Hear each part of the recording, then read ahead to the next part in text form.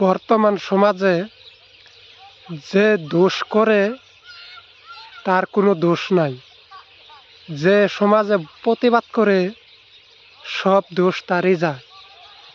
কারণ সে তো ভালোর জন্য প্রতিবাদ করতেছে, কোনো খারাপের দিকে নিচ্ছে না।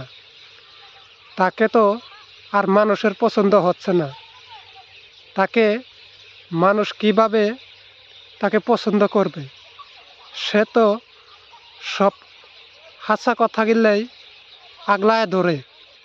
সে তো কখনো মিথ্যাকে পছন্দ করে না।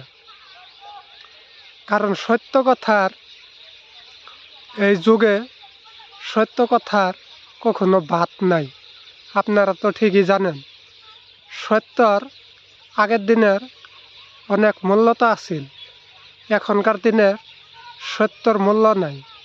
যাই যতটুক মিথ্যে কথা বলতে পারবে সে ততটুক উপরে উঠতে পারবে। আমাদের সমাজ এমন হয়েছে যে খারাপ কাজ করে যাবে তাকে সম্মান দিয়ে ঢেকে রাখা হয়, আর যে ভালো কাজের দিকে এগিয়ে যাবে তাকে কিভাবে পাগারে ফেলাই দেওয়া হবে সেই কাজগুলো হয়ে থাকে। এই দুনিয়াতে কোনো মূল্যতা নাই। আজ আইছেন, কাল নাও থাকতে পারেন। কেন এত ভেদাভেদ করতেছেন? সবাই তো মানুষ। আপনারা মানুষ মানুষ হিসাবেই চলতে হবে। যে আপনি যেরকম নরম হয়ে চলবেন, আপনার সঙ্গীরাও আপনার কাছে অল্প হলেও নরম হয়ে চলবে। আপনি গরম দেখাবেন, আপনিও কেন তাকে গরম দেখাবেন। কারণ গরম তো সবারই আছে, দুটাই ভাগাভাগি করে চলতে হবে। কাউকে বিপদে দেখলে তাকে বিপদের থেকে উঠাইতে হবে। আপনারা তো অনেক কিছুই বুঝেন, বুঝেও কেন না বোঝার ভান করেন? আপনাদের তো অনেক মূল্যতা আছে। কেউ কি কাউকে মূল্যতা দিয়ে তাকে উপকার করেছেন? কেউ করেন নাই।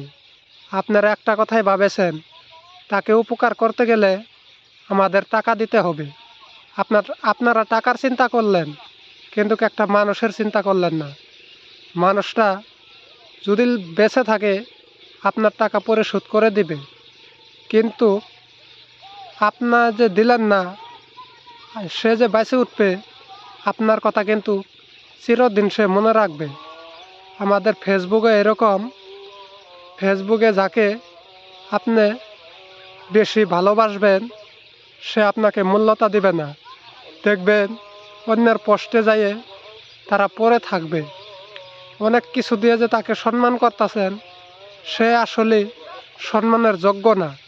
সম্মানের যদি যোগ্য থাকলো নি তাহলে আপনার কাছে থাকলো নি। তাকে সম্মান করার থেকে আপনারা অপচার করে দেন, তাকে অনেক দূর ছুঁড়ে ফেলে দেন। কারণ তাক দিয়ে কোনো লাভ হবে না, তাক দিয়ে আপনার নিজেরই খালি ক্ষতি করবে। আমি কথাগুলো বললাম, যদি ভুল ত্রুটি হয়ে থাকে আপনারা সবাই মাফ করে দেবেন। ভিডিওটা ভালো লাগলে লাইক শেয়ার কমেন্ট করে যাবেন ইনশাআল্লাহ।